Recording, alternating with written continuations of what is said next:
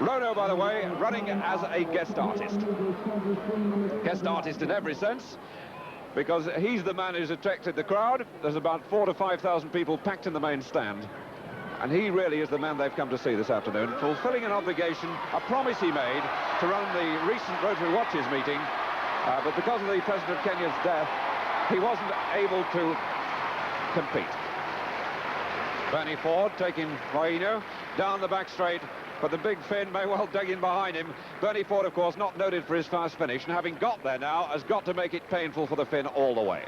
So that's the match race, and the race for second place, first place in the match. But meanwhile, Rono has 3 laps to go.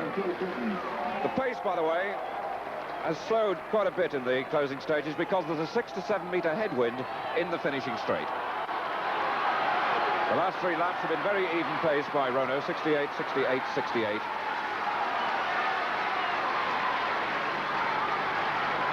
And the present schedule just inside 27.50.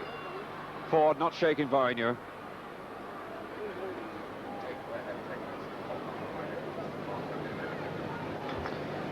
This match sponsored by British Meat. Around now with just 800 metres to go. Meanwhile, Bernie Ford hasn't got away from Vaino. In the match, Jeff Smith is just about 20 metres behind, lapping the finish number 2. The finish number 2, it was a lap behind. That's him. Phil Homer. That's Jeff Smith and Liverpool Harris, his first international, so he looks like finishing 3rd in the international race. This will be no more than was expected. His job was to take care of the second Finn. Bernie Ford's job was to take care of Vaino. And I've no doubt Brendan Foster, watching at home, the man who was run out of a medal, really, by Vaino in the closing stages when he really broke Brendan's heart in the Prague Championships. Brendan obviously not having recovered from the Commonwealth Championships. Watching this race, no doubt, with interest back in Gateshead. And no doubt feeling for Bernie Ford out there, because Bernie just missed selection in both the Commonwealth Games and the European Championships. He would have been the 4th selection behind Foster, McLeod and David Black. But break. Ford on the last lap. Meanwhile, the bell has gone for the leader, Rono. 26 minutes, 53.2 seconds for Henry Rono. Went through there in 26 minutes, 53 seconds. The last lap is 69, so Rono's feeling the wind. And as he goes away, satisfying the crowd really, though, very entertained by the battle for second place, and which is a battle for the match points.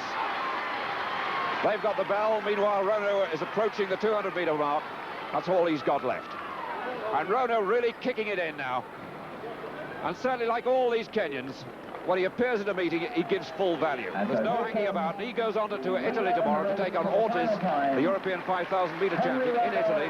Together, Vaino will also be running there. So Rono warmly applauded by this crowd. And meanwhile, the race for second place hasn't really started. Nothing's developed yet. They've got about 200 metres to go. As Rono now down the back straight. In the lead is Kipnikich Rono. In second place is Hilary Tuai, and in third place, the world record holder for this event, Henry Rono. The world record holder at 8 minutes 5 seconds, and leading is Kipnikich Rono, no relation, Adrian, to Henry Rono. But of course they both come from the same part of the country, both members of the Nandi tribe. That's part of the Kalenjin group of tribes to the north of Nairobi, some 200 miles, and there goes Kip. There goes Rono. He's been loafing along at the back of the field. This is the first move he's made, and he may be feeling the effects both of the travel, because he's been coming across from America, and also the altitude. We're at 5,300 feet here in Nairobi, and of course he's at school in Washington State in America. And he's not running quite as well, it seems to me, this season as last, but he's made his decisive break. He's, of course, the Commonwealth champion at the steeplechase.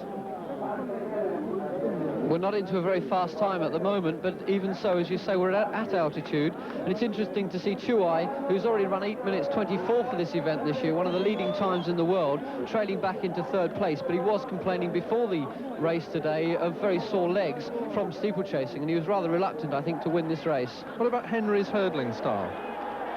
Well, as we go into it now, we can see that, in fact, as he clears the hurdle, it's not too bad a hurdle technique at all, but he just cannot judge the distance of the hurdle. He can't read the hurdle as he comes into it. He really has to sort of falter and check, but actually his clearance as we come into the water